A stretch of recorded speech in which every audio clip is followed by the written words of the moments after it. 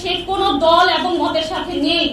আমি তার জন্য আপনাদের কাছে মানবিক আবেদন করতেছি। সে নিরীহ মানুষ, হয়তো কোনো মিসআন্ডারস্ট্যান্ডিং হতে পারে, তার ব্যাপারে হয়তো ভুল হতে পারে, সে একেবারে নিরীহ একটা মানুষ। তাকে হয় আমার কাছে ফিরিয়ে দিন, হয় তাকে আমার কাছে ফিরিয়ে দিন, নয় আমাকে তার পর্যন্ত পৌঁছে দিন, নয় আমাকে তার পর্যন্ত পৌঁছে দিন। তার ব্যাপারে কথা বলারও কেউ থাকবে না, তার ব্যাপারে আপনাদের সামনে ফেস হওয়ারও কেউ থাকবে না। আমাকে তার পর্যন্ত অ্যাটলিস্ট পৌঁছে দিন। আমি আপনাদেরকে না মামুলাত গুলো আদায় করতে পারতেছি, না আমার নামাজের কোনো অর্থ ঠিক আছে, না আমার কোনো কিছু ঠিক আছে। আমি এই জীবনটা চাচ্ছি না এরকম। আমার দিন শেষে আমার রবের সামনে দাঁড়াতে হবে। দিন শেষে আমাকে আমার রবের সামনে দাঁড়িয়ে ইন্ডিভিজুয়ালি আমার জবাবদিহিটা আমাকেই করতে হবে। আমি এই লাইফটা আর বেয়ার করতে পারতেছি না। আমি আর কোনোভাবেই আমি এটা নিতে পারতেছি না। আমি ফিজিক্যালি প্রচন্ড রকম উইক হয়ে গেছি। আমি হাত জোর করে বলবো আপনাদের কাছে, আমার এই নিউজটা আপনারা মাননীয় প্রধানমন্ত্রী পর্যন্ত পৌঁছে দিন। আমি হাত জোর করে বলবো, আপনারা প্রধানমন্ত্রীর কাছে আমার এই নিউজটা পৌঁছে দিন। উনি যেন অতি সত্বর অনেক অল্প সময়ের মধ্যে ওনাকে আমাদের কাছে ফিরিয়ে দেন। উনি একেবারেই নিরীহ সাধারণ একটা মানুষ। ঠিক আমি যেমন, ঠিক উনি যেমন, ঠিক আমি যেমন, আমরা প্রত্যেকে নিরীহ মানুষ। আমি কিছুই জানি না, আমি এই অঙ্গনের মানুষও না। আমি আবার বলি, আমি এই অঙ্গনের মানুষও না। তাই আমার কথায় যদি কোনো ত্রুটি বিচ্যুতি থাকে, কোনো ভুলভ্রান্তি আপনাদের দৃষ্টিগোচর হয়, আমি আপনাদের কাছে ক্ষমা প্রার্থী। আমি মানসিকভাবেও ভালো নেই, আমি শারীরিকভাবেও ভালো নেই। আমার পক্ষ থেকে আমি আপনাদের বোন, আমি ওনাকে অনেক ভালোবাসি, আমি আপনাদের বোন। জাস্ট আমি ওনাকে ফিরে পেতে চাই। আমি আপনাদের বোন, আপনারা সবাই আমাকে একটু হেল্প করবেন। আমি আপনাদের বোন। আমি আর এর বেশি কিছু আপনাদেরকে আমি বলতে পারতেছি না। আমি আর পারতেছি না। আমি জাস্ট কিছু পারতেছি না। আমি আর কিছু পারতেছি না। আমার পক্ষ থেকে প্রধানমন্ত্রী পর্যন্ত লেটার দেওয়া হয়েছে। আমি ডিবি কার্যালয়ে গিয়েছি, আমি র্যাব সদর দপ্তর গিয়েছি, পুলিশ হেডকোয়ার্টার গিয়েছি, এবং প্রত্যেকের কাছে আমার পক্ষ থেকে একটা লেটার পৌঁছে দেওয়া হয়েছে। আমি আসার আগে র্যাব হেডকোয়ার্টার থেকে র্যাবের ডিজি স্যারের সাথে দেখা করে এসেছি। উনি আমাকে আশ্বস্ত করেছেন যে আমাদের কাছে নেই, অ্যাটলিস্ট আমাদের কাছে থাকে আমি আপনাকে ইনফর্ম করতে পারতাম, আমাদের কাছে নেই। আমি তার সার্বিক সহযোগিতা কামনা করে এসেছি যে আপনি আমাকে সাহায্য করেন। তিনি আমাকে আশ্বস্ত করছেন, তিনি তার নাম্বারগুলো রেখেছেন। তিনি বলেছেন যে আমরা দেখতেছি, যদি কোনো খবর পাই আমরা জানাবো। আমাকে প্রশ্ন করেছেন, আপনি কি মনে করেন যে সে আমাদের প্রশাসনের কাস্টাডিতে আছে? আমি বলেছি না, আমি এমন মনে করে আপনাদের শরণাপন্ন হইনি, বরং আমি আপনাদের কাছে, আপনারা পারবেন, আপনাদের সে শক্তি আছে, সেই আশা নিয়ে আমি আপনাদের শরণাপন্ন হয়েছি। আপনারা চাইলে অনেক অল্প সময়ের মধ্যে সম্ভব, এমন একটা নিরীহ মানুষের উপরে কি জন্য এই ধরনের একটা অভিযান হবে? উনি তো একেবারেই সাধারণ মানুষ, হয়তো কোনো ভুল বোঝাবুঝি হতে পারে। ওনাকে ফিরিয়ে দিন, আল্লাহর ওয়াস্তে ওনাকে ফিরিয়ে দিন।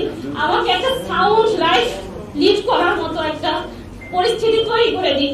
আমি কিছুই করতে পারতেছি না, আল্লাহর ওয়াস্তে ওনাকে ফিরিয়ে দিন। আপনারা চাইলে অনেক সহজভাবেই সম্ভব।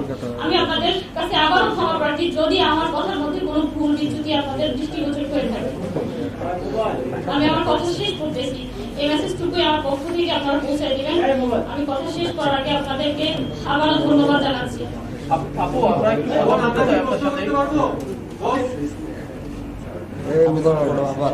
আচ্ছা, আপনারা অবশ্য অবগত আছেন যে আব্দুল মোহাম্মদ আদনানের সাথে আরো 3 জন একসাথে নিখোঁজ হয়েছে। আমি তাদের ফ্যামিলির সাথে যোগাযোগ করতে চেষ্টা করেছি। আসলে রংপুরের এরা ফ্যামিলিগতভাবে মানুষগুলো এমন যে তাদের হয়তো বা আমি জানি না, তারা খুবই নিরীহ অথবা হয়তো বুঝতেছে না। আমি তাদের সাথে যোগাযোগ করেছি, আসার জন্য বলেছি যে আমরা ব্রিফিং আয়োজন করেছি কনফারেন্সের, কিন্তু তারপরে তাদের রেসপন্সটা ছিল এমন যে হ্যাঁ আপু আপনি করতেছেন, আপনি করতে থাকেন, আমরা আসতে পারলাম না, এই ধরনের। তো দুঃখিত যে আমি তাদেরকে আপনাদের সামনে উপস্থিত করতে পারিনি। তিনটা মানুষ, আমি 4জন মানুষ, কার সহ, এটা অবশ্যই কোনো প্রাইভেট কোন সংস্থার কাজ হতে পারে না। জাস্ট এটুকুই আমার ধারণা, এটা কোনো প্রাইভেট ভাবে তাকে গুম করা হয়েছে, এটা হতেই পারে না। প্রশাসন চাইলেই অনেক অল্প সময়ের মধ্যেই এটা একেবারে সম্পূর্ণরূপে উদ্ঘাটন করতে পারে, একদম চুলচেরা, মানে আর কিছুই বাকি থাকবে না এখানে। প্রশাসন যদি এখানে হস্তক্ষেপ করে অল্প সময়ের মধ্যে এই বিষয়টাই সুরাহা করা সম্ভব।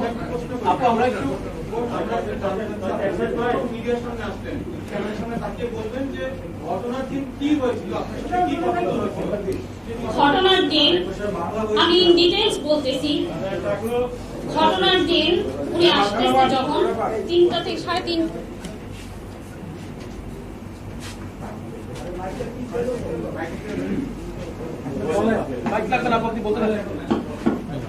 উনি 3:30টায় কি 3টা কি 3:30 আনুমানিক, আমি এক্সাক্ট টাইমটা বলতে পারছি না, তখন উনি বের হয়, রওনা করেন তার বগুড়া একটা প্রোগ্রামের উদ্দেশ্যে।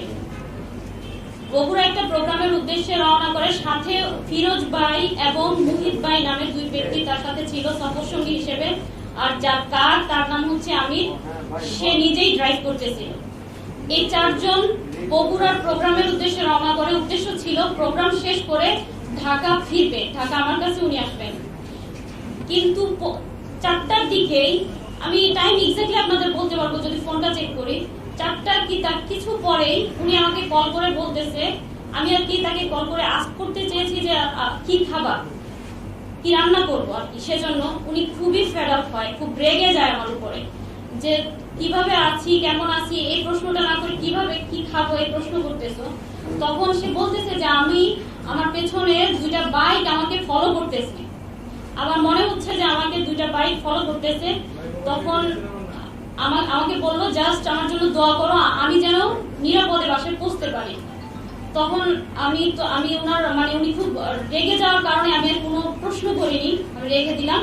দেন কিছুক্ষণ পরে উনি নিজেই আমাকে আবার কল করে বলছে যে ঠিক আছে রান্না করো, আমরা 4 জন আসতেছি। হ্যাঁ আলহামদুলিল্লাহ, এখন আর বাইকগুলো দেখা যাচ্ছে না। কিছুক্ষণ বলতে তাও প্রায় 20 থেকে 25 কি আধা ঘন্টা পরে আর কি মানে আমাকে আবার বলতেছে যে এখন আর ওই বাইকগুলো দেখা যাচ্ছে না। তারপর এ পর্যন্ত মাঝখানে পথে মধ্যে ওনার সাথে আমার অসংখ্য বার কথা হয়, কতটুকু এলা কি আর কতটুকু এলা আস্ক করলেই, এটা উনি সবসময় ওনার একটা অভ্যাস, উনি আমাকে একটা ম্যাপ স্ক্রিনশট দিয়ে পাঠিয়ে দেয় হোয়াটসঅ্যাপে। তো ওই দিনও অনেকগুলো ম্যাপ শেয়ার করছে যখন যেখানে ছিল। লাস্ট আমি যখন ওনাকে কল করি 2টার দিকে, মেবি উনি কারে ঘুমিয়ে পড়েছে, এজন্য আমার কলগুলো রিসিভ করতে পারে। লাস্ট কলগুলো শুধু হয়তো ঘুম ভাঙছে পরে উনি আমাকে একটা ম্যাপ শেয়ার করে, সেই ম্যাপটা শেয়ারের লাস্ট টাইমটা ছিল 2:37। তো আমারও চোখ লেগে গিয়েছিল, আমি হুট করে যেই দেখলাম যে ম্যাপটা 2:37-এ শেয়ার করা, তারপরে তো চলে আসার কথা। ওখানে শো করতেছিল ডেস্টিনেশন 18 মিনিট, মানে 18 মিনিটের মধ্যে উনি মিরপুর ইন করবে এরকম। তো আমার যখন চোখ খুলে আমি দেখতেছি প্রায় 2:45, তাহলে তাড়াতাড়ি চলে আসবে, আমি খাবারগুলো রেডি করব। আমি হুড়মুড়িয়ে উঠি, উঠার পরে আমি ওয়েট করতেছি, হতে পারে কোনো কারণে লেট হইতে পারে। আমি 3:30 প্রায় 4টা অবধি ওয়েট করে আবারও কল করি, 3টার দিকে কল করি ওনার ফোনে, 3টা কি তার একটু পরে, তখন থেকে ফোনটা সুইচ অফ পাই। তারপরেও আমি কিছু মনে করি হতে পারে তার ফোনে চার্জ নেই। তারপর আবার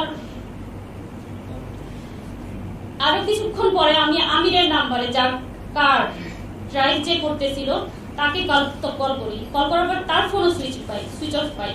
তখনই আমার কাছে একটু সন্দেহ হয়। তারপর থেকে আমি লাগাতার ট্রাই করতে থাকি, আর একটু ওয়েট করি, এভাবে 5টা বেজে যায়। 5টার পরে আমি যাদেরকে চিনি বা ওনার সাথে যারা মোটামুটি চলাফেরা করে, এদেরকে আমি নক করা শুরু করি।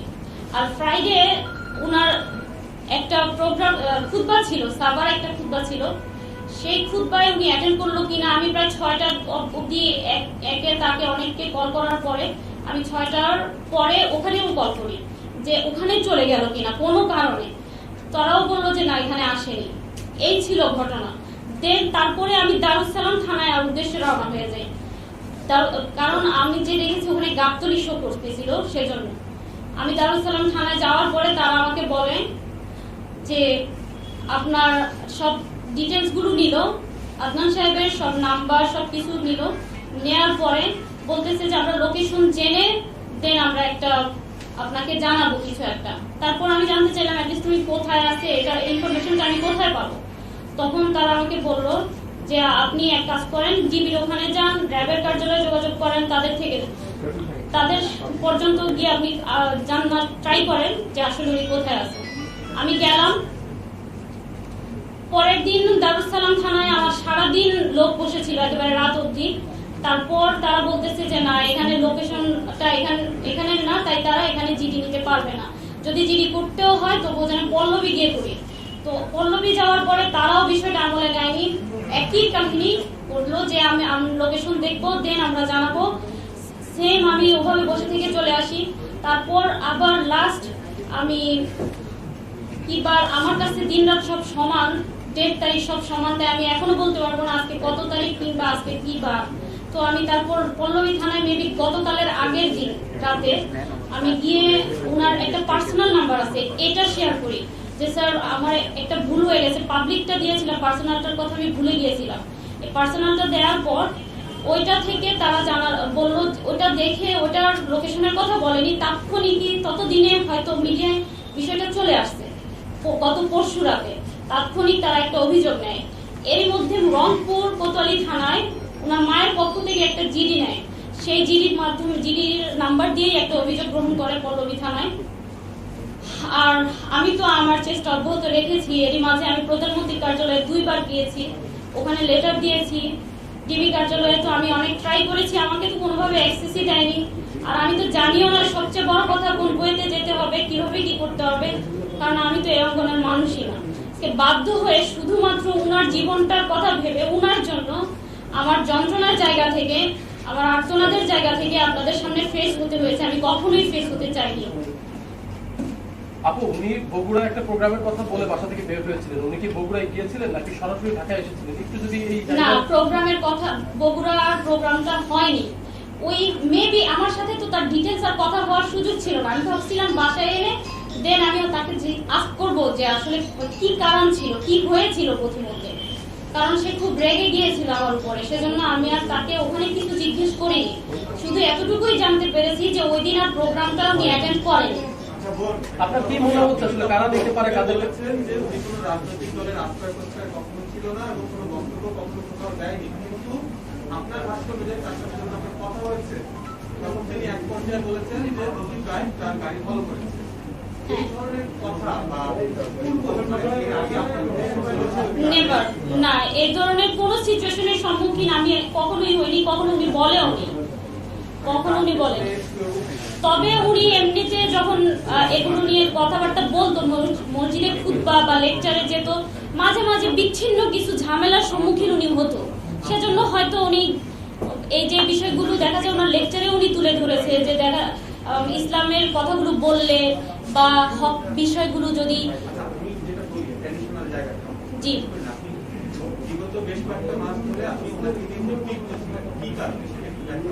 বিগত কয়েক মাস ধরে আমি তাকে নিয়ে উদ্বিগ্ন ছিলাম এরকম আমি বলিনি। প্রোগ্রাম যারা আয়োজক তাদের সাথে যোগাযোগ করেছেন কিনা, বা উনি যে প্রোগ্রামটাতে গেলেন বগুড়াতে প্রোগ্রামে যায়নি, প্রোগ্রামটা অ্যাটেন্ড করেনি। যারা আয়োজক, যারা এটা আয়োজন করলেন, যারা আয়োজক আমি তাদেরকে চিনি না। আর তার কোথায় কখন প্রোগ্রাম থাকে এগুলো সব তো আর আমার সাথে শেয়ার করে না। আমি তো সবার নাম, যেগুলো পোস্টার হয় জাস্ট ওগুলো হয়তো বা আমি জানি। আর খুদবার ওখানে আমি কল করতে পেরেছি এজন্য যে এটা পোস্টার হয়েছিল, আদারওয়াইজ আমি তো জানি না কাদের সাথে তার কথা হচ্ছে। আমি তো আপনাদের সাথে ফেস হচ্ছি, এভাবে তো ফেস হওয়ার প্রশ্নই আসে না। আপু, একটু বলবেন কি আসলে আপনাদের কি মনে হচ্ছে, কারা তাকে অপহরণ করে থাকতে পারে, বা আপনাদের পরিবারের পক্ষ থেকে আপনারা কি মনে করছেন? আইন শৃঙ্খলা রক্ষাকারী বাহিনী কেউ নিয়ে গেছে নাকি অন্য কারোর সাথে তার শত্রুতা ছিল? আমি এত কিছু বুঝি না, আমার শুধু সন্দেহের জায়গা থেকে স্বাভাবিক, হয়তো আমার জায়গায় আপনারা থাকলেও মনে হতে পারে এটা হতে পারে, ওইটা হতে পারে, নানান জল্পনা কল্পনা আপনার মনে দানা বাঁধতেই পারে। আমার জায়গায় আপনি থাকলেও এটা হতো। সেই জায়গা থেকে কখনো মনে হয় উনার ব্যাপারে অনেক সময় অনেকে বিরূপ মন্তব্য করতেন, অনেক সময় উনার ব্যাপারে অনেকে অনেক রকমের কথা বলতেন। তো মনে হয় যে এজন্যই কি উনার উপরে কোনো প্রেশার এলো কিনা, বা এজন্যই উনি এত বড় একটা ঘটনার শিকার হলেন কিনা, এজন্যই উনার লাইফটা বিপন্ন কিনা। আবার কখনো মনে হয় উনি জিওপলিটিক্স নিয়ে আলোচনা করতো, পলিটিক্যাল সায়েন্টিস্ট বা সায়েন্স নিয়ে কথা বলতো, সবাইকে পড়াশোনা করার জন্য উদ্বুদ্ধ করতো। ওনার লেকচারগুলো শুনলে দেখবেন। তো মনে হয় এটা কি ইন্টারন্যাশনালি কোনো একটা গোয়েন্দাদের বিষয় কিনা। এক এক সময় আমার মনে এটা আমার হতেই পারে, এক এক সময় এক এক রকমের ধ্যান ধারণা চিন্তা ভাবনা কত কিছুই তো ব্রেনে ঘুরপাক খায়। আমি তো এগুলো বুঝি না ভাইয়া, আপনারা ভালো বুঝবেন আমার চেয়ে যে আসলে কি হতে পারে। আমি জাস্ট ঘটনার সাক্ষী, আমি আপনাদের কাছে আমার তার সন্ধান চেয়ে আবেদন করতেছি। সরাসরি একটা প্রশ্ন করি, হ্যাঁ? সম্প্রতি কিন্তু আপনি জিওপলিটিক্সের কথা বলেছেন, ইসলামিক জিওপলিটিক্সের যে জায়গা, ফিলিস্তিন এবং ইসরায়েলের ঘটনা নিয়ে ওনার অবস্থা থেকে কি সম্পর্কে বলতে হবে? ফিলিস্তিন ইসরায়েলের বিষয় নিয়ে ওনার অবস্থান বলতে আপনি কি আস করতেছেন? মানে উনি কোনো বক্তব্য দিয়েছিলেন? উনি ওনার বক্তব্যগুলোতে তো আছেই, উনি তো ইসরায়েলের ব্যাপারে বলতেনই।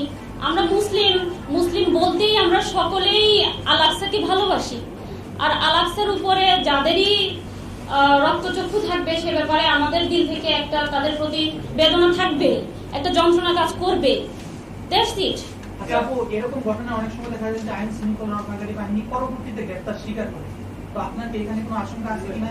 অ্যামনেস্টি ইন্টারন্যাশনাল উদ্বেগ জানিয়েছে, আন্তর্জাতিক কোনো মানবাধিকার সংস্থার সাথে আপনারা যোগাযোগ করেছেন কিনা, কিংবা ফার্দার আপনারা আর কি কি স্টেপ নেবেন ওনাকে পাওয়ার জন্য? জি, আমাদের একটা অলরেডি একটা আবেদন সাবমিট করা হয়েছে। আর হচ্ছে আমি আসলে এ পর্যন্ত আমি এরপরে নেক্সট স্টেপগুলো আমি এখন আমার ব্রেনে নেই। আমি আপনাদের কাছেই আসছি, আমি প্রধানমন্ত্রীর কার্যালয়ে আবার যাওয়ার ট্রাই করব, আমি এভাবেই ট্রাই করে যাব। এরপরে আমার সর্বাত্মক চেষ্টাগুলো এভাবে এগুলো কেন্দ্রিকই হবে, এর বেশি আমি আর কি করতে পারি? আমি তো একটা সাধারণ মানুষ। আমি যমুনা টেলিভিশন থেকে আসছি। সেটা হচ্ছে আমাদের আসলে ব্যক্তিগত জীবন নিয়ে আমাদের কোনো ইয়ে নেই। তারপরেও যেহেতু উনি মিসিং এবং এটা নিয়ে সারা বিশ্ব নিয়ে আলোচনা হচ্ছে বাঙালিদের মধ্যে, একটু তার আবু তহা মোহাম্মদ আদনান, এই আমরা জানি তার নাম আফজালুল আদনান, আবু তহা মোহাম্মদ আদনান এবং তার যে পরিচিতি, এইটা উনি আসলে কিভাবে হয়ে ওঠেন এটা একটু বলবেন? তার আসলে ব্যাকগ্রাউন্ড বা তার পড়াশোনা বা এক্সাম? ওটা হচ্ছে তার আইডি কার্ডের নেম। আর আবু তহা মোহাম্মদ আদনান দিয়ে তার অফিসিয়াল পেজগুলো চলতো, ইউটিউবে এই নামটা দেয়া ছিল, যার জন্য এই নামটাতেই উনি পরিচিত। আর পড়াশোনার ব্যাকগ্রাউন্ড হচ্ছে উনি ফিলোসফিতে মাস্টার্স করেন, দেন উনি সালাফি মাদ্রাসা থেকেই অ্যারাবিকের উপরে বিভিন্ন অনেক টিচারের থেকে অনেক মুরব্বীদের থেকেই শিক্ষা গ্রহণ করেন। তবে উনি এমন না, আমি আবারও বলতেছি, কথাটা আমি শুরুতে বলছি যে উনি সালাফি কিংবা হানাফি কিংবা হাম্বলি কিংবা কওমি কিংবা দেওবন্দি কিংবা আহলে হাদিস, উনার এরকম কোনো পরিচয় নেই। উনি সবার থেকে, উনি সংকীর্ণ মনের ছিলেন না, উনি হকটা সব জায়গা থেকে গ্রহণ করতেন এবং উনি প্রচুর পড়াশোনা করতেন, অনেক বেশি পড়াশোনা করতেন। জাস্টিস তকি উসমানীর বইগুলো উনি পড়তেন। আমার বাসায় যে বইগুলো আছে, রংপুরে ওনার যে বইগুলো আছে, এগুলো মানে সব বাইরের স্কলারদের বই আছে অনেক, মানে উনি সবার থেকেই এলেম নিতেন। উনিও তো সাধারণ একটা মানুষ, আর ব্যাকগ্রাউন্ড ওনার জেনারেল। রাজনীতির সাথে যুক্ত না, রাজনীতির সাথে যুক্ত থাকার অপরাধ মনে করেন? আমি এগুলো বুঝি না, আমি রাজনীতি কি জিনিস জানিও না।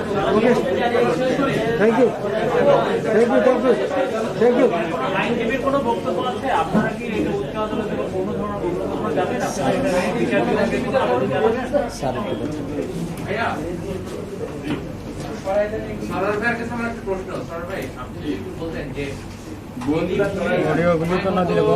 ব্যবস্থা নিত, তাহলে কি তাকে আরো দ্রুত উদ্ধার করা সম্ভব ছিল? কারণ ওনার স্ত্রী গেছেন, খুঁজেছে, যাওয়া পায় নাই, একদিন গেছে, 2 দিন গেছে,